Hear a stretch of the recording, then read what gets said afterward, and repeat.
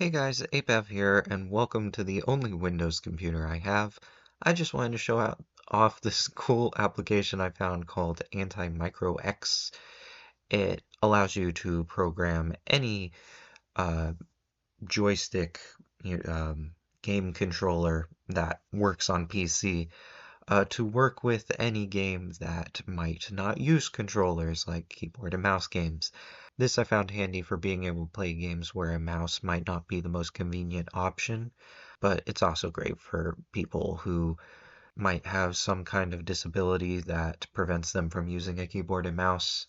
So it's free and open source from everything I can tell. It works on Linux and Windows. I'm not sure about Mac. Probably not. So as you can see, once you install it, you get this window here. And when you can connect a controller, this pops up. And all you really do is like for left stick, when you push it up, what key do you want to activate? Usually you would do WASD. Some games might prefer up, down, left, right. And you can save presets. I have a preset here for Wolfenstein Enemy Territory.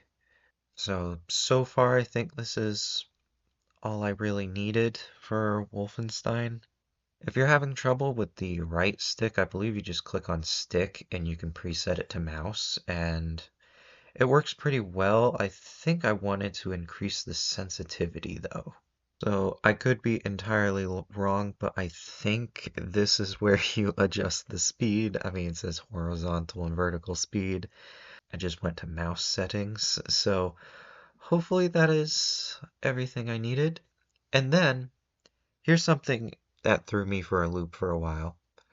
Let's save this. If you minimize the application, it disappears. And if you try to open it, it doesn't reopen. The only way I can figure out how to get the window to reopen is I open up Task Manager and I close completely out of Anti-Micro.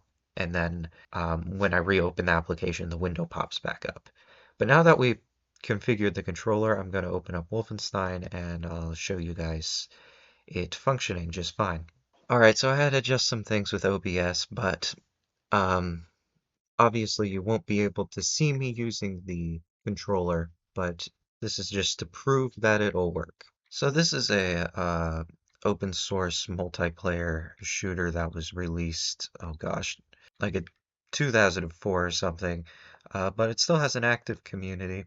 I think it was definitely, I forget which team I am on already. One problem with playing this without audio is I usually use the audio to know if I'm hitting my target. But as you can see, I'm playing with a controller, or you can't see the controller, but you can tell I can play the game just as good as one can play without aim assist. Um, if you wanted to play any game with a controller and didn't really know how, this program seems to do just fine. Oh gosh, I don't notice any input delay, and so far it's worked with every controller I've put into it. Ow. Oh my gosh. It's not recommended to play first-person shooters like this without a controller. That's why they're typically not programmed to use with a controller. But sometimes you need to use the controller. Sometimes you can't, you don't have a table or the space for a keyboard and mouse. And it makes the game more playable than using a trackpad. I'm just shocked that more people don't talk about this because I've seen people ask, like, how do I use a controller with this game? And no one ever recommends a software like this. They usually just say, get good with a keyboard and mouse, or they say the game just doesn't support it. Well, if I can play a first-person shooter with a controller, I'm pretty sure it supports everything. Because first-person shooters, camera controls are usually the hardest thing to get right. Um, this handles it all right. So anyways, if you were curious about this software and if it works, it works. There's really not much else I can say about it. I hope you guys enjoyed this video. I'll see you guys in the next one. Also, if you like the old Call of Duties, you should really check out this game. I'm shocked that it still has an active multiplayer, although I never can tell the difference between if I'm fighting bots or not. I assume they're real people most of the time,